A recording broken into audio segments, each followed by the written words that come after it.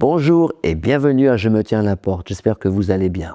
L'autre jour, je regardais un sujet d'astronomie sur un réel. La vidéo montrait un cliché pris depuis le télescope Hubble qui se trouve quelque part dans l'univers. Cette image montre une petite partie du ciel de la voûte céleste. Et qu'est-ce qu'on y voit? Plein de petits points lumineux, blancs ou jaunes, dans un ciel noir. 10 000 points rien que sur ce cliché. Ces points lumineux, c'est quoi? Des étoiles, mais aussi des galaxies, très éloignées les unes des autres. Notre galaxie, appelée la Voie lactée, qui a 13,6 milliards d'années, contient entre 200 et 400 milliards d'étoiles. Et en plus des planètes, du gaz, des poussières et une grande quantité de masse noire, 90%. Notre système solaire est entouré d'un halo sphérique. On estime qu'il existe entre 2000 milliards de galaxies dans l'univers observable, dans l'univers connu. Et ceci selon une estimation du télescope spatial Hubble. Mais qu'est-ce qu'il y a au-delà de l'univers observable? Probablement d'autres univers. Une extension continue de l'espace contenant d'autres galaxies, régions et structures similaires aux nôtres.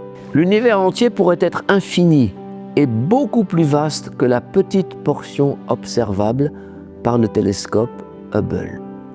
C'est sidérant, vertigineux, insondable. Et en regardant tout cet espace infini, je me faisais cette réflexion, mais où se trouve Dieu? Lorsque le roi Salomon inaugure le temple qu'il vient de construire, il adresse cette prière à Dieu. Dans celle-ci, Salomon fait à la fois un constat et il s'interroge. Mais quoi, dit-il, Dieu pourrait-il vraiment habiter avec l'être humain?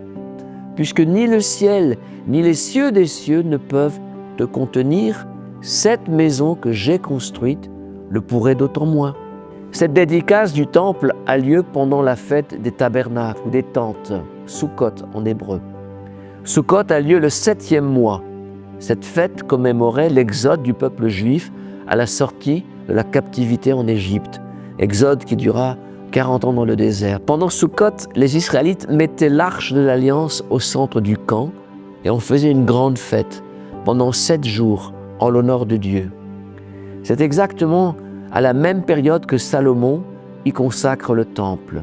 Les Lévites y apportent d'ailleurs l'arche de l'Alliance qui sera placée dans le sanctuaire, le lieu très saint, le cœur vibrant du temple. Puis le successeur du roi David fait une longue prière, belle et éloquente, dans laquelle il consacre à la fois cette maison de prière et tous ceux qui y viendront pour prier.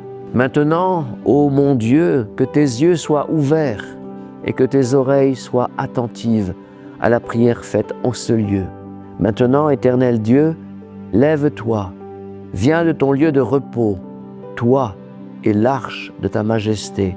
Que tes prêtres, Éternel Dieu, aient le salut pour habit et que tes bien-aimés se réjouissent de leur bonheur. Éternel Dieu, ne repousse pas celui que tu as désigné par onction.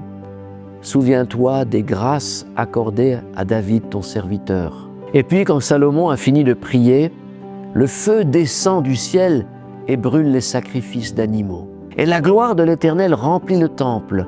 Les prêtres ne pouvaient entrer dans la maison de l'Éternel car la gloire de l'Éternel la remplissait. Tous les Israélites virent descendre le feu et la gloire de l'Éternel sur le temple. Ils s'agenouillèrent, le visage contre terre sur le pavé. Ils adorèrent et ils célébrèrent l'Éternel en disant « Il est bon, oui, sa bonté dure éternellement. » Et la fête continue pendant 7 jours. On y sacrifie des milliers de brebis, de bœufs. Tout cela se fait au milieu de chants, de musique, au son des trompettes, dans une liesse indescriptible. Et puis pendant 7 autres jours encore.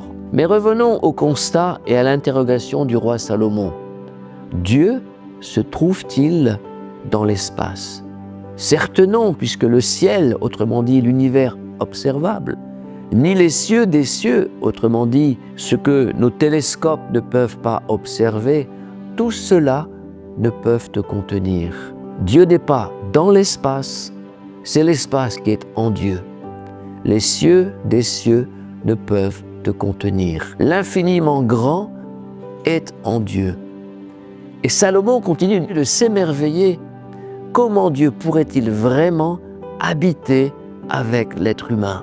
Et là, je vais paraphraser quelque peu la fameuse citation de Blaise Pascal, ce mathématicien et philosophe du XVIIe siècle, et dire, dans cette histoire de la dédicace du temple, c'est l'infiniment grand qui rejoint l'infiniment petit.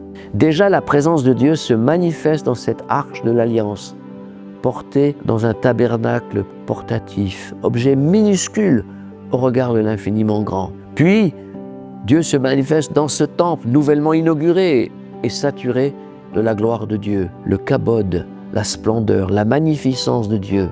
Mais allons encore plus loin.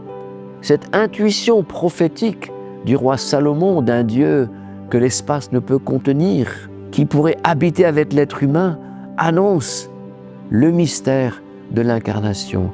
Un Dieu qui devient humain, un Dieu qui rejoint l'infiniment petit.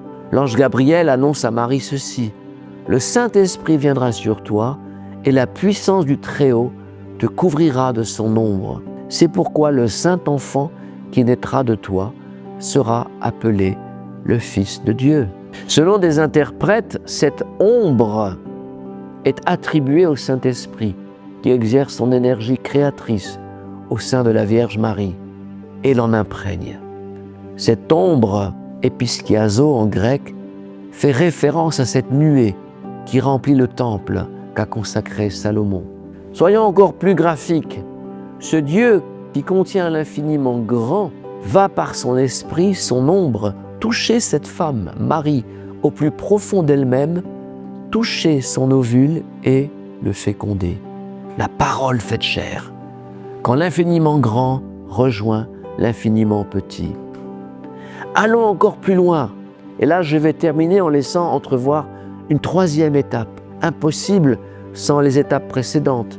Après l'Arche de l'Alliance, le temple, où Dieu manifeste sa présence. Après l'incarnation, Dieu fait homme en Jésus-Christ. Dieu qui contient l'infiniment grand peut et veut te rejoindre dans ta petitesse, ta faiblesse, et non seulement habiter avec toi, mais habiter en toi. L'apôtre Paul dira: « Ne savez-vous pas que votre corps est le temple du Saint-Esprit ?» Voilà, je vous laisse méditer sur ces pensées. Merci de m'avoir écouté. N'hésitez pas à commenter cette vidéo pour m'encourager. Likez-la et si elle vous a plu, partagez-la. Retrouvez aussi mes autres vidéos de Je me tiens à la porte. Abonnez-vous. Vous pouvez aussi acheter ce livre, Je me tiens à la porte, qui reprend certaines de mes vidéos, mais pas seulement. Il y a aussi d'autres textes plus approfondis. Tous les liens pour acheter ce livre sont dans le descriptif ci-dessous. J'ai d'excellents retours. Beaucoup de gens ont été touchés par ce qu'ils y ont lu. Voilà, c'est un livre qui va vous bénir.